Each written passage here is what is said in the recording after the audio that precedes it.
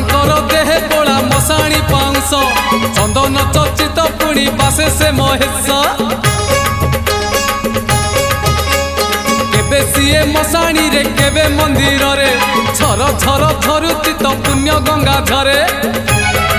जिबारे से बालेश्वर पूजिबा चंदनेश्वर जिबारे से बालेश्वर पूजिबा चंदनेश्वर चंदन नाइले जीव कलुष धोई